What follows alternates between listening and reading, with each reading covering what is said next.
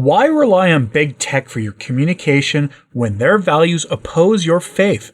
Fide offers private, ad-free email built by and for Catholics. Most of you know Fide for email. And soon, they're launching Fide Chat, a fully end-to-end encrypted messaging app, perfect for Catholic families and groups. Sign up for fide.email today and you'll receive lifetime pricing for Fide Chat when it launches later this summer. Join Fide today. You don't have to compromise your faith for technology. The IRS changed its rules through legislation, really, but they changed the rules on political activity by churches. It is now perfectly legal for your parish priest to stand up at the ambo and say, I endorse candidate X for public office. It wasn't legal before. Protestant minister can do it. Whatever teachers and clerics of any particular faith can now do that if they're a registered nonprofit organization. The Johnson rule back from the 60s, President Johnson didn't allow it to happen. Now it can, and the IRS is allowing this to happen. Now, I'll show you the news story on that, and then I'll show you the U.S. Bishop's response. Headline from The Hill. IRS says churches can endorse political candidates to congregations. Again, my initial reaction was, oh boy, I can't wait to see what the U.S. bishops do with this. I just can't wait to see who they endorse. Turns out they're smart enough not to do that, as I'll show you in a moment. But here are the rules. Here's how this is going to work. From the article. Churches and other houses of worship registered as tax-exempt nonprofits can endorse political candidates to their congregations, the IRS said Monday, issuing a new interpretation of the tax code. The decision, first reported by the New York Times, was communicated in a court filing intended to settle a lawsuit filed by 2 Texas churches and a group of Christian broadcasters. 501c3 nonprofit organizations have long been prohibited from endorsing candidates or otherwise intervening in campaigns for political offices as a condition of their tax-exempt status. In its court filing, the IRS said endorsing candidates neither constituted taking part or intervening in a political campaign, as the agency's code currently describes. Bona fide communications internal to a house of worship between the house of worship and its congregation in connection with religious services do neither of these things, any more than as a family discussion concerning candidates, the agency wrote. The IRS also noted it has not generally enforced prohibitions on endorsing candidates, referred to as a Johnson Amendment in the context of worship services. A 2022 investigation by ProPublica and the Texas Tribune found that at least 18 churches had endorsed political candidates, and the agency largely looked the other way. The plaintiffs that sued the IRS had previously asked for an even broader exemption, allowing all nonprofits to endorse candidates for their members. In the court filing, the IRS said prohibiting churches from endorsing candidates would create serious tension with the First Amendment. And they're not wrong about that. Now, that having been said, the U.S. bishops, I think, did the smartest thing they could possibly do with this.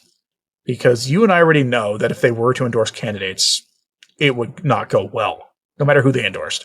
Headline from Catholic News Agency, U.S. Catholic bishops, church will not endorse political candidates despite IRS shift. This is the best thing that the bishops could have done with this story. They simply said, I don't think so. And let's not endorse candidates. And I'm not a huge believer in church-state separation. Catholic social teaching is against church-state separation.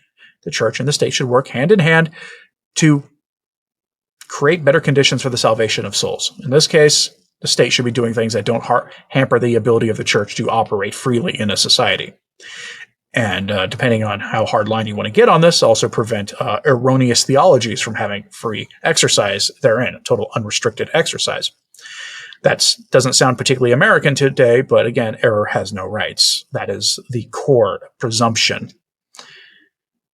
But if you can't have that, then maybe the church should at least stay out of who's running for what office and whatnot, especially since when you got Cardinal Cupich and Bishop Strickland as both bishops in the United States, one might endorse a candidate, or both could endorse candidates, but they're not going to endorse the same one. You and I know that, and it will just cause chaos.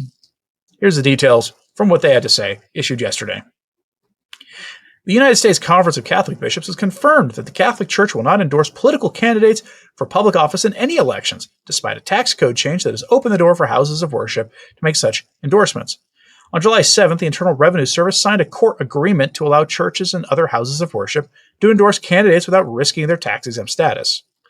The USCCB Director of Public Affairs, Chieko Noguchi, however, released a statement this week to announce that the Catholic Church will not be endorsing political candidates, even if the tax code allows it.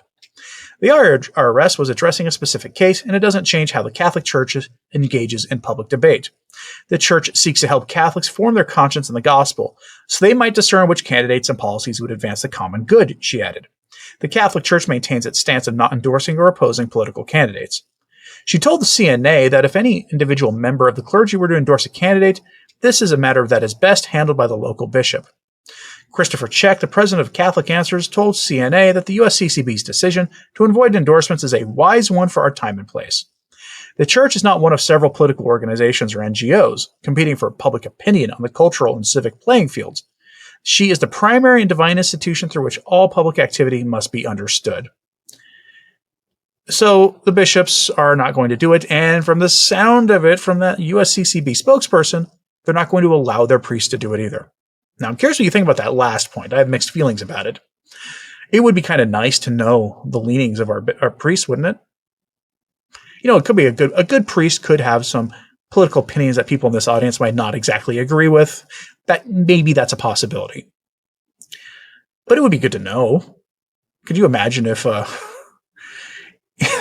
if AOC runs for president and then you had a Catholic priest at the AMBO stand up and say, I encourage you, I endorse you to vote for Alexandria Ocasio-Cortez for president of the United States.